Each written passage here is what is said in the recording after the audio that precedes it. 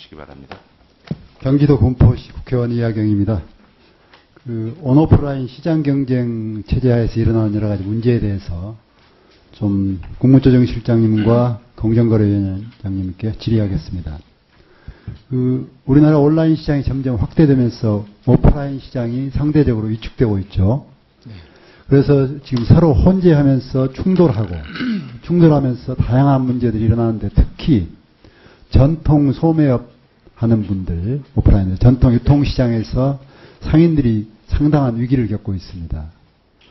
오프라인에서 소매점을 운영하는 상인들은 동일한 물건을 온라인이나 대형마트보다 비싸게 공급하고 있습니다. 그러니 경쟁력도 뒤처지고 판매량도 줄어들겠죠.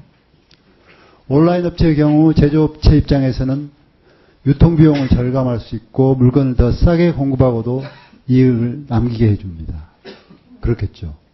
예, 그런 문제가 있습니다. 네, 심각한 문제는 온오프라인에서 판매된 상품의 포장과 내용이 똑같다는 겁니다.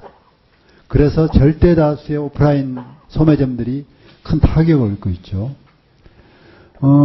작년에 문제가 됐던 아모레퍼시픽 경우도 이런 일이 있었어요. 온라인 매장에다 같은 물품을 제공해서 기존 유통시장에 혼란을 일으켜서 그때 개선책의 일환으로 제품에 좀 차이를 두자 해서 실제로 그렇게 노력하고 있고 오프라인 대리점의 경쟁력 강화 및 차별화를 시행하려고 차별화를 좀 시도하고 있습니다. 제가 질의드리고 싶은 것은 휴지나 기저귀 등 일상생활에서 많이 쓰는 물품부터 포장이나 용량에 좀 차별을 두어서 오프라인 전용 제품의 경쟁력을 보완해주는 정책이 나와야 된다고 봅니다. 조정실장님 어떻습니까? 전통시장 지금 우리 살리기 하는데 이것도 좀 고려해야 되지 않겠습니까? 예, 한번 고민은 해보겠습니다만은 그 문제를 해결하는 최종의 방법은 전체적으로 생각하시면 끝나고 좀 해드릴게요.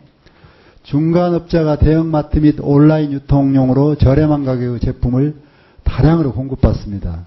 그리고 이걸 마치 미처 소화시키지 못해서 이 물건을 무료로 시장에다 무료가 아닙니다. 무자료입니다. 무자료로 시장에 풀고 있는데 이걸 흔히 시장에서 빙 시장이라고 한답니다. 근데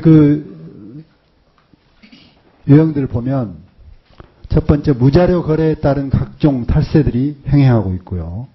두 번째로 이 제품들이 빙 시장을 거쳐서 다시 소매 시장으로 넘어갑니다. 그래서 값싼 물건을 1+1 등으로 묶여서 저렴하게 팔려서 그런 데 대한 혜택을 받을 수 없는 자영업자들은 이중의 타격을 보는 거죠. 또 제조업체 본사 직원들이 직접 대리점에게 밀어내기를 강요하면서 이런 빙 시장에도 직접 물건을 푸는 불공정 행위도 일어나고 있다고 합니다. 결국 지하경제와 가배 횡포가 동시에 일어나고 있는 거라고 봐지죠. 그래서 이런 문제는 언론에도 이미 나와 있고 피해자들도 사례도 나와 있습니다. 공정거래위원장님, 이런 소위 말한 빙 시장 직접적으로 단속해서 지하경제를 양성화하고 소상공인들을 불공정 행위로부터 보호할 필요가 있다고 보는데 이에 대한 견해와 대책을 좀 세워주셔야 되는 거 아니겠습니까? 글쎄, 이게 문제는 있지만 유통 채널을 뭘로 선택하느냐 이것도 사실 기업이 마케팅 굉장히 중요한 포인트거든요. 그래서 자기네 제품이 이쪽으로 이렇게 아주 우량품하고 불량품으로 나눠지는 것도 오히려 상품 브랜드 이미지에 안 좋을 수도 있고 그래서 이거는 정부가 삐끼 시장으로 하지 말아라 이렇게 하기는 어렵지만 이런 문제에 관심을 가지고 이게 또 다른 전통시장에 미치는 영향도 있기 때문에 그런 측면에서 점검은 해봐야 된다고 문제점을 생각합니다. 파악을 한번 해보시기 바랍니다. 국무조정실장님, 우리가 현재 발생하고 있는 온오프 시장 간 충돌을 방치할 경우에 전통 유통시장 등 소상공인들이 중소상인들이 결국은 망할 수밖에 없습니다. 따라서 어떻게 온오프 시장 간에 적정한 비율을 둘 건지, 서로 다른 유통구조가 섞이면서 발생하는 문제들이 뭔지, 이런 점들, 또 온오프 시장이 어떻게 적절하게 공생할 수 있을 건지, 이런 관련한 전반적인 파악, 제도 개선, 관련해서 연구 용역이 한 번쯤 필요하다고 봅니다. 동의하십니까? 예, 의원님 지적하시니까 한번 살펴보겠습니다. 이거는 특히 뭐 국무조정실에서 직접 하기보다는 아마 중기청이나 이런 데서 한번 살펴봐야 될 것 같은데 저희들이 별도로 이야기는 하겠습니다. 다만 이 전통시장 소상공인들이 이제 이런 이 시장 변화에 따라서 어려움을 겪는 것은 사실인데 문제의 해법을 과연 그러면 이 소위 알겠습니다. 그 해법을 내시란 게 아니고 일단 연구를 시켜보자는 겁니다. 예. 하여튼 전통시장 문제가 최대 지금 우리 상권보호 문제로 대두되고 있으니까 이거 그대로 놔두면 뭐 흘러가는 거죠. 온라인 시장 중심으로. 그러면 굳이 자유경쟁 시대에 놔두면 될 일이지 뭐 국가라는 게 필요 없죠. 그래서 공적 영역이 어떻게 적정하게 개입해서 이걸 조정할 건지 고민을 해보시라는 이야기입니다. 예, 말씀하신 아까 무자료 거래나 뭐 비정상적인 시장 거래 반영은 저희들이 별도로 시정을 시켜야 되는데 전통 시장도 이런 거대한 시장의 환경 변화가 있으니 알겠습니다. 이걸 활용하는 것도 사실은 또 다른 질을 하나 더 해야 되니까 필요가 있지 않나 생각합니다. 공정거래위원장님께 말씀드리겠습니다. 네. 신문고시 문제가 많이 저희 방에 오는 거 아시죠? 예. 첫 번째 포상금 액수가 일관성이 없다는 지적이 많아요. 예를 들면 같은 증거 수준인데 어떤 경우에는 이환가액의 약 2배 정도밖에 차이가 안 나는 경우에도 실제 수령한 액수는 12만 원에서 440만 원으로 40배 가까이 편차가 나는 경우가 사례가 있었습니다. 이같이 들쭉날쭉한 기준에 대해서 신고인들 불만이 높아요.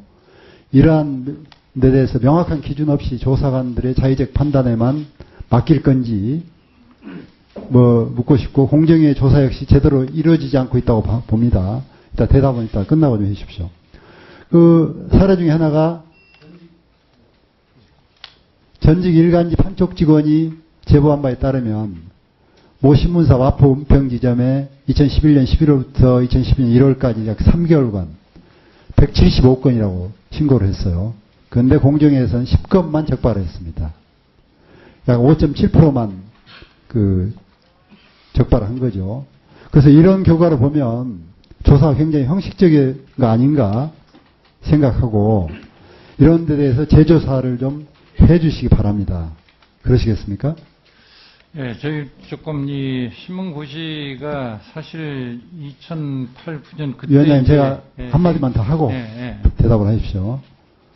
그리고 신원 문제인데요. 제보자 신원이 노출되고 그래 역시 제기되고 있으니 그것도 하나 체크해 주시고 또 대형 언론사의 경우는 계열사, 잡지사나 영화관 등의 사업을 운영하면서 거기 고객들이나 회원들에게 아예 서비스로 신문을 무료로 주는 경우도 있다고. 신문고시 된다는 주장이 있습니다. 공정 입장이 무엇인지 검토 후에 결과를 문서로 좀 제출해 주시고 두 분 하실 말씀은 짧게 하시죠. 아까 국무조정실장님은 하셨으니까 우리 공정거래위원장님. 저희가 이제 신문고시에 대해서 그때 신고 포상금이 너무 집중된다 해가지고 이제 국회에서 지적이 많았습니다. 그래서 그러다 보니까 지급 기준을 좀 낮췄거든요. 낮추니까 이제 신고 건수도 줄고 또 어떤 경우는 이제 이 조사를 하다 보면 증거 불충분으로 이제 무혐의로 떨어지는 경우도 많이 있습니다. 그래서 여러 가지 이유가 있는데 제보자 신원 노출 그 문제는 철저하게 해서는 안 된다 이렇게 생각이 됩니다. 그건 시정을 바로 하도록 하겠고요.